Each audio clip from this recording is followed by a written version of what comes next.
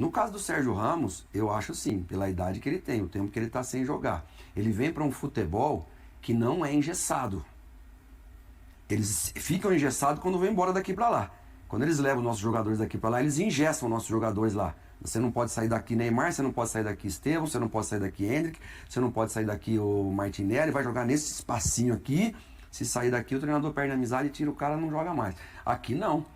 Aqui o lateral sobe, aqui os atacantes, muito drible. E você pegar um cara desse com 38 anos, que esse tempo que ele está inativo, ou não num ritmo adequado para jogar aqui no Brasil. E a gente está falando de Cruzeiro, que vai enfrentar Botafogo, que vai enfrentar Palmeiras, que vai enfrentar Flamengo, que vai enfrentar Corinthians, que vai enfrentar São Paulo, Grêmio, Inter. Pode ser sim um risco muito grande. Tem nome? Tem. Mas só de nome aqui no Brasil você não vive, não. E aí, Pedro? O que me chama a atenção não é nem exatamente a questão do Sérgio Ramos, que me parece que é muito mais algo fora de cogitação, distante da realidade. É que você pega um Dudu, que já está no momento final de carreira. Você diz que a gente escuta que está mirando Fagner, que não é exatamente aquele Fagner dos melhores momentos. Fagner tem 35. Aí você está falando de Sérgio Ramos. Não, mesmo o Bolassi, que acabou de anunciar, tem 35. Mas que elenco é esse que o Cruzeiro está montando? É aquela velha história do antigo futebol brasileiro. Cata 4, 5 medalhões aí pra gente fazer um barulho, depois a gente vê o que dá. Porque quem está montando esse elenco? É o Fernando Diniz? Porque a diretoria não tem nem convicção que é o Fernando Diniz que vai fechar a temporada. Eu não sei nem se ele continua em março. Eu não sei se em março a gente vai estar sentado aqui debatendo sobre o Fernando Diniz no Cruzeiro. Então, não vai passar pela Páscoa? eu não sei se passa do Carnaval ali. Depois do trio elétrico ele já cai ali pra ir embora. Você lembra o que aconteceu com o Seabra? Aquele áudio? Não tá prestigiado, esse áudio passou. Então, aí qual foi o episódio do Fernando Diniz final de ano? O Fernando Diniz ele estava demitido, Pascoal. Ele estava. Se ele não cai para atirar naquela coletiva, ele estava demitido. Ali foi a última chance dele. Ele gerou uma situação que a diretoria não teve coragem de demiti-lo. Aí entubou. Teve que entubar aí. Até quando? Uma convicção, não tinha convicção do Seabra, não teve convicção quando trouxe o Diniz e o resultado não apareceu. E aí tá montando um elenco falando de Sérgio Ramos, aí trouxe o Dudu, aí fala em Fagner. Aí vai pegar... O Dudu é o mais Fernando... novinho deles. Não, mas é porque o Fernando Diniz ele trabalhou bem. Com nomes de mais idade no Fluminense era uma outra situação. Ele era absoluto no ambiente do clube. Ele tinha confiança de gente que montava elenco. Ele tinha gente para correr por esses mais experientes. Então, assim, ainda me causa uma certa estranheza, Felipe, essa montagem do elenco do Cruzeiro para 2025. E mais um ponto de interrogação sobre o trabalho do Alexandre Matos, né, que é muito festejado em muitos momentos, mas que vem de trabalhos ruins, e pouca gente fala. Parece que é uma certa celeuma de falar que os trabalhos mesmo os bons são questionados. E mesmo os bons, a sequência foi sempre muito complicada, né? O problema não é quando ele está lá, o problema é quando ele vai embora, que ele deixou. E depois troca para cá, troca para lá, vou para o Atlético Paranaense, não vou para o Vasco, vou para a América Mineira, vou para o Cruzeiro porque eu sou...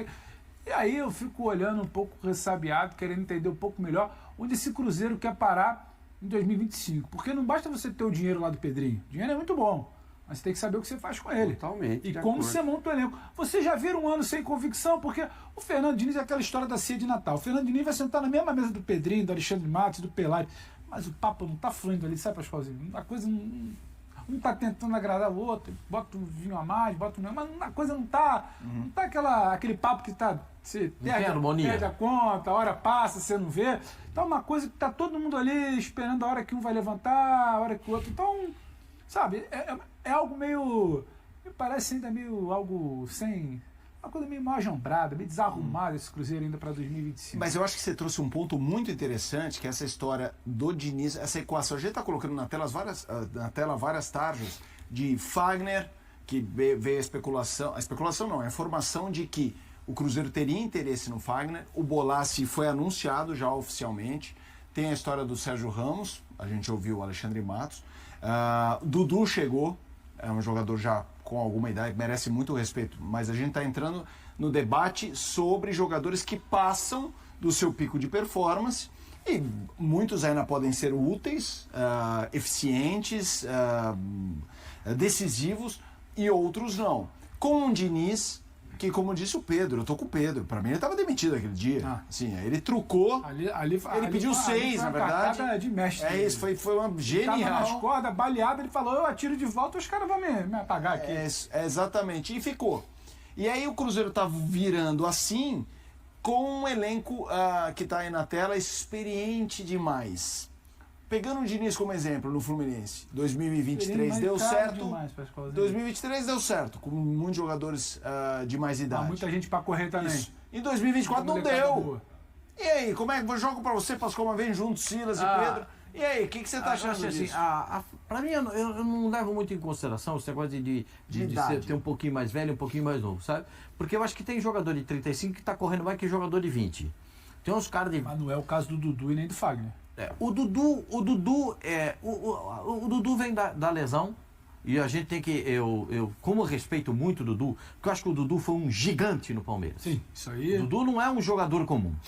O Dudu foi um gigante no Palmeiras. Quando o Palmeiras não tinha nada, não tinha de onde tirar, apareceu o Dudu. Então o Dudu foi um gigante, um monstro no Palmeiras. Ponto. Certo? Teve a lesão, uma lesão séria. Estava se recuperando, estava pedindo minutos e não conseguiu todos os minutos que ele queria no Palmeiras.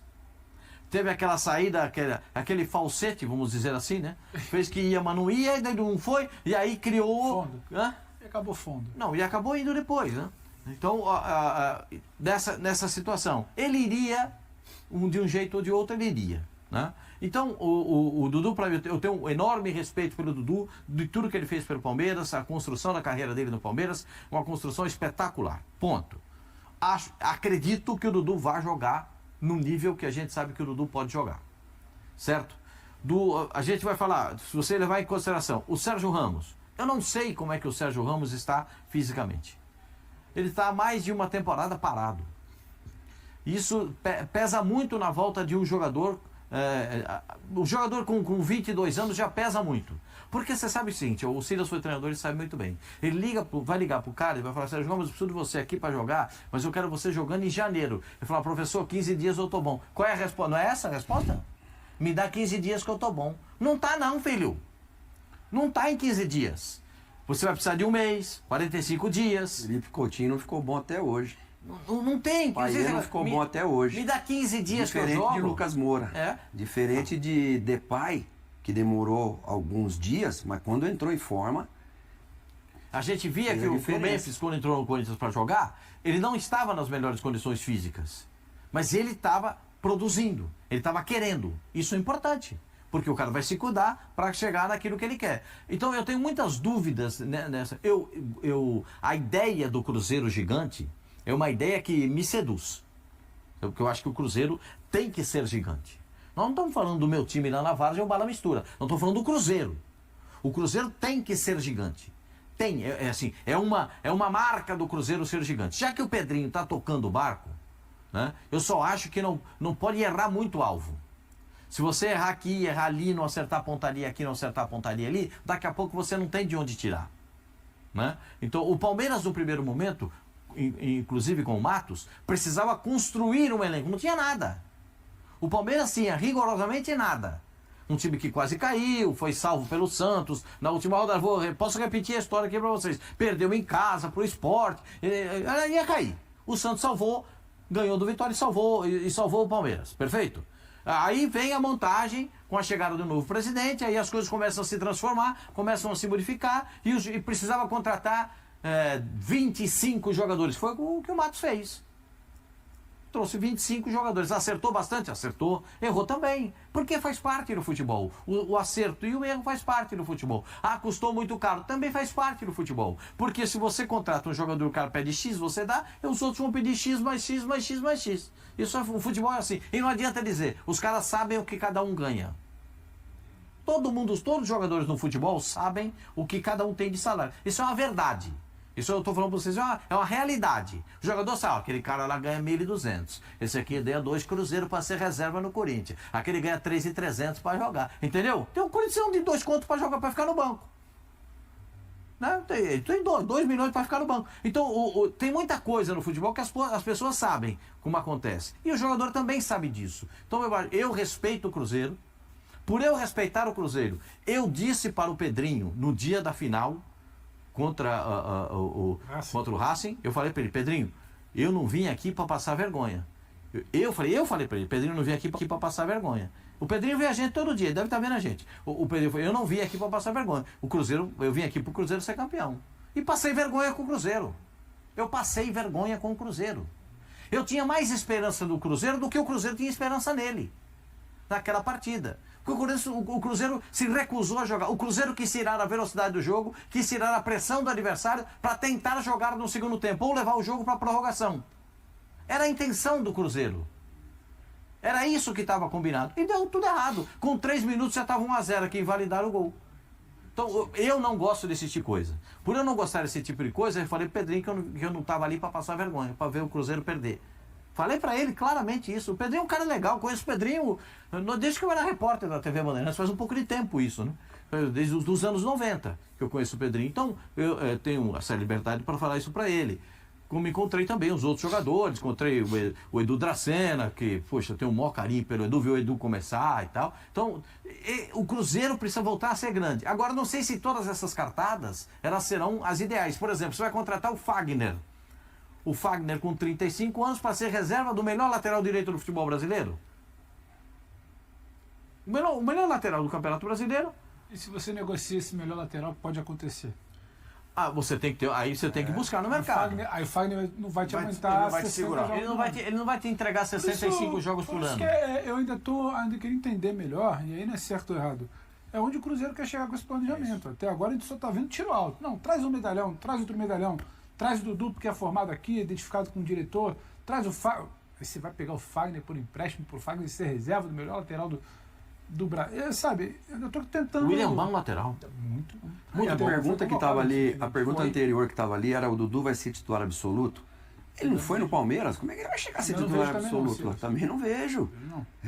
Eu acho que ele foi contratado para ser titular, mas não é absoluto. O Pascoal toca num ponto de que ele ficou esperando a minutagem, o tempo de campo que não chegou para ele, mas o pouco que chegou, e depois quando começou a chegar um pouco mais, era um Dudu bem distante daquele que a gente já viu resolvendo o Campeonato Brasileiro. Leva em consideração, enfileirava Pedro, bola de prata, de ouro. Leva em consideração a entrada dele no jogo contra o Botafogo.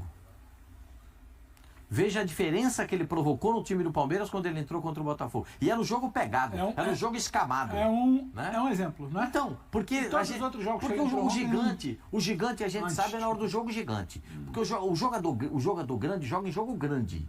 O jogador comum joga jogo comum. O jogador gigante joga em jogo gigante. E ele entrou num jogo gigante e jogou.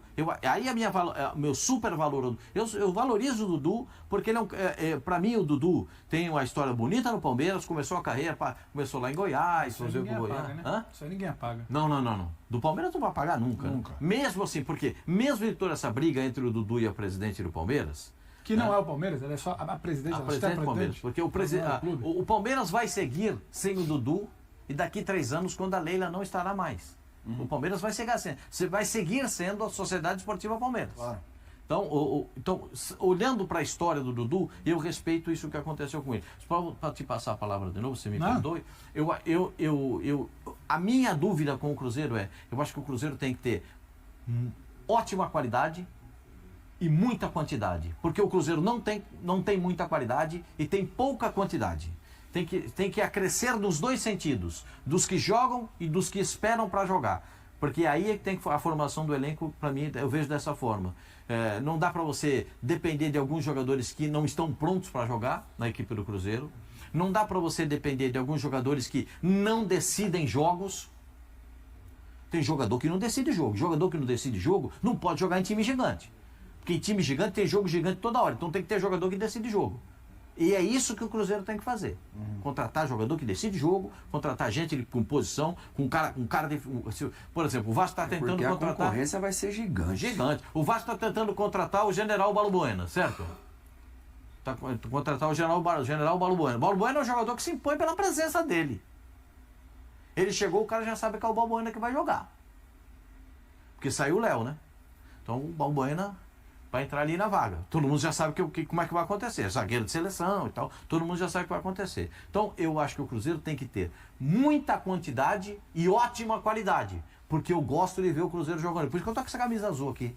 Igual do Cruzeiro. Que é para dar essa valorização. A camisa do Cruzeiro é uma das mais bonitas do futebol brasileiro. Também acho lindo. Eu já disse aqui. Eu tenho 2 camisas que para mim são imbatíveis. Para mim são 3. 2 que são imbatíveis. Santos branca. Eu tenho 4 do Cruzeiro, mas lá em casa. Santos branca. Na minha coleção. A do Santos branca. E a do Cruzeiro toda azul. Eu gosto muito da do Inter vermelha. São as 3 que eu acho muito lindas. Para mim, essas 2 são imbatíveis no futebol brasileiro. Mas, Silas, você tá vendo um movimento... Porque o que me chama mais atenção não é a questão da idade. Estamos falando de jogadores caros e de um mercado que é, como descreveu o Pedro, assim, você não vê uma coisa ornando com a outra, sabe? É aqui, é ali, parece um catado. Quando fala um catado, é elite. Revólver na mão de macaco, é tiro pra tudo. É isso, pá, exatamente. Dá um revólver na mão de macaco, sai com É isso. entendeu? Eu ia falar essa, mas guardei. Boa. E aí? E aí, para começar, o Brasil geograficamente é gigante. Você tem viagem pra caramba. Não dá para ficar escolhendo o jogo. Não é uma Copa Libertadores ou uma Copa do Mundo que são 7 jogos, poucos jogos, eliminatórias e você tem... Não, aqui, olha o Botafogo contra o Pachuca.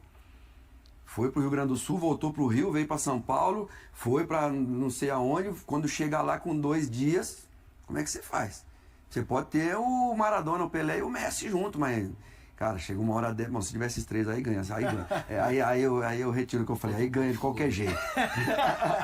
Mas não dá. E você precisa também. A minha questão é, hoje, a gestão do Abel Ferreira, por exemplo, no Palmeiras, qual que é, assim, que a gente vai ver o ponto alto desse treinador, que é brilhante? Quem sai, quem fica. Quem que já deu? Zé Rafael fica? Zé Rafael não aceitou a proposta do Santos e não aceitou a proposta do Palmeiras. Por conta da idade, o cara ainda tá com fome de ganhar, de glória, de querer. E eu vejo, o Cruzeiro não ganhou pra estar trazendo. Parece que o cara tá querendo tirar a responsabilidade dele, Pedrinho. Vou encher de cara velho, experiente aqui. O Alexandre Matos vai ter que segurar esse rojão aí depois, porque pra mim tem que ter experiência e juventude. Tem que ter no time. Mas você tá levando gente que pode te dar, por exemplo, Davi Luiz. Davi Luiz, esse tempo todo que ele ficou no Flamengo, foi um sucesso? Pra mim, não. Ele foi campeão lá 2 vezes, né? Copa do Brasil e campeão da Libertadores, né? Mas o Davi não jogou. Ele foi titular absoluto pelo tamanho que ele tem? Não foi. Quem que foi a zaga do Flamengo? O menino Rodrigo Caio e o Pablo Mari. Depois foram ajustando mais, Gustavo Gomes e Murilo Cerqueira. Tá aqui, tá na boca de todo mundo, até de quem não torce para esses times. Agora, são jogadores muito caros que a largo prazo, o Campeonato Brasileiro é largo, as Copas elas são curtas, mas você pode ganhar e perder para qualquer um. O São Paulo, com um time que não era nem de longe o melhor time, não passou pelo Botafogo, porque o Caleri teve 2 bolas para definir, uma no Rio, onde o São Paulo jogou muito mal, mas tem uma camisa que pesa muito. E no Morumbi teve também a chance, por conta daquela confusão no final do jogo, acabou que deu ainda foi para os pênaltis contra o melhor da América, o campeão brasileiro e o campeão da Copa Libertadores. Então, assim, não dá para... Você tem que ter dinâmica o tempo todo. Para ter dinâmica, precisa ter o que o Pascoal falou. Elenco, cara experiente para segurar a garotada, e a garotada, Lucas Estevão, tem que ter esses caras que são os diferentes. Quem que falou do Fluminense? Não sei se foi o Pedro ou se foi você. O Fluminense tinha lá o menino que foi expulso. O Kennedy. O Kennedy entrava nos jogos e ele mudava tudo. Decidiu mudou no Paraguai, mudou no Maracanã, mudou contra o Boca. E mesmo sendo expulso, ele ainda assim foi o que decidiu. Então, assim... Essa conta ela não fecha se você só tem cara de muita experiência e que já ganharam muita coisa. O cara precisa ter fome de querer ganhar mais, senão...